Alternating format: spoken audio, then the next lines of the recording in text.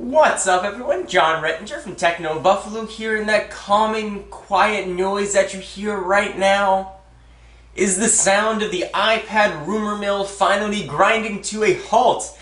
Today, Apple sent out press invitations for a March 2nd iPad 2 launch event, or at least an iPad 2 announcement event. So let's go ahead and run down what we can expect.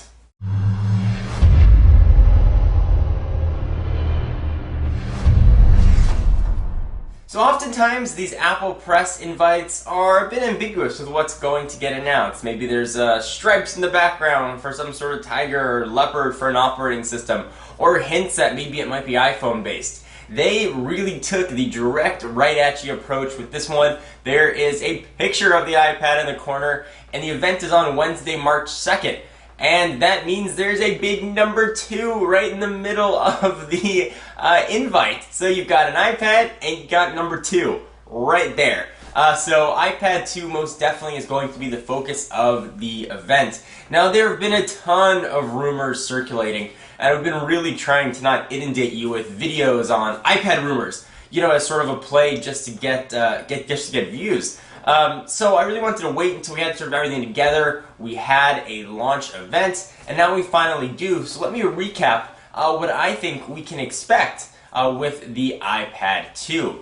So the first thing I think we can expect, nothing new, is the same 9.7-inch screen with chances are the same resolution. We're going to see a little bit thinner display, which is going to be a little bit of a thinner body. And the rumors have been suggesting that it's going to be a little bit on the tapered side. So it'll look a little bit different. It won't be like the iPhone 3G, the iPhone 3GS, where you couldn't really tell what the difference was.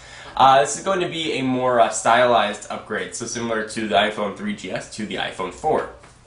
This is the first iPad upgrade that we've seen, being the second generation device, so it hasn't really been a precedent set yet. The big announcement presumably is going to be on the cameras. A front and rear facing camera being featured on the iPad 2 seems to be all but a certainty, with recent supply chain suggesting a 5-megapixel camera on the back and a VGA camera on the front, most obviously for FaceTime.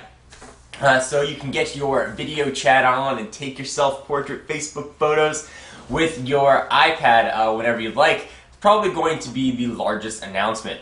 What we might see is the next generation A4, perhaps called the A5 chip, that'll make its way to the next generation iPhone as well.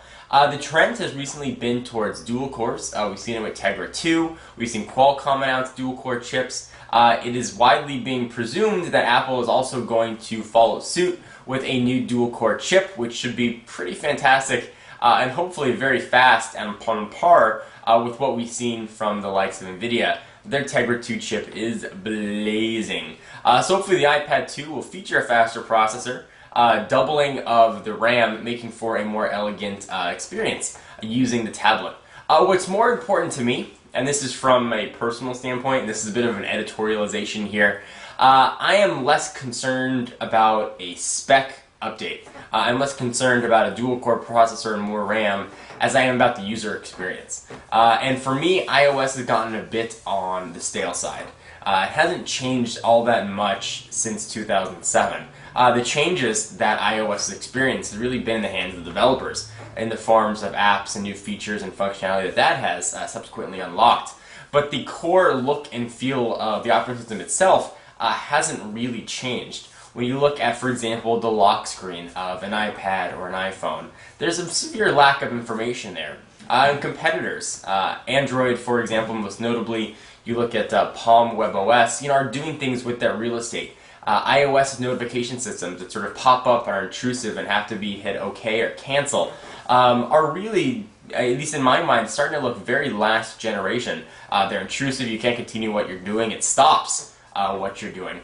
So I'm hoping that the focus of this iPad 2 event will also be showing perhaps the next generation operating system that will address this. Apple has always been on the cutting edge of design from a user experience standpoint, so I don't expect the company to rest on their laurels and continue sort of the same icon row after row after row format that they've been doing.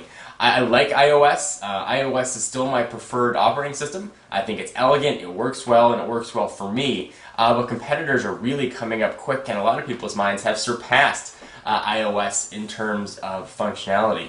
So it's sort of hopeful that Apple will advance the operating system beyond what we've seen. So those are sort of the general specs and what we can hopefully expect with the iPad 2.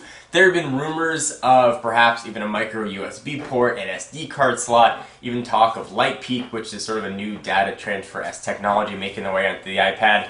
I wouldn't necessarily hold my breath for that. There have been sort of new standards and laws in the European Union that are mandating a standardized charging port, so perhaps maybe we'll see a micro USB used as a standard alternative. But I'm not hoping for that, nor do I think we're even going to see it. I think that 30-pin connector is going to be here to stay. So what do you guys think about the iPad 2? Is it the tablet you've been waiting for?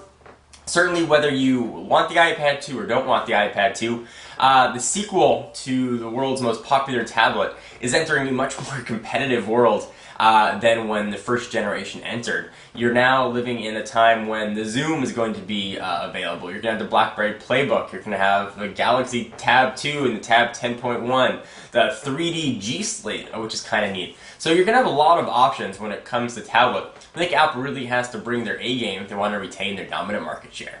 Love to hear what you guys have to think. I'm John Rettinger from Techno Buffalo. See you in the next video. Bye-bye.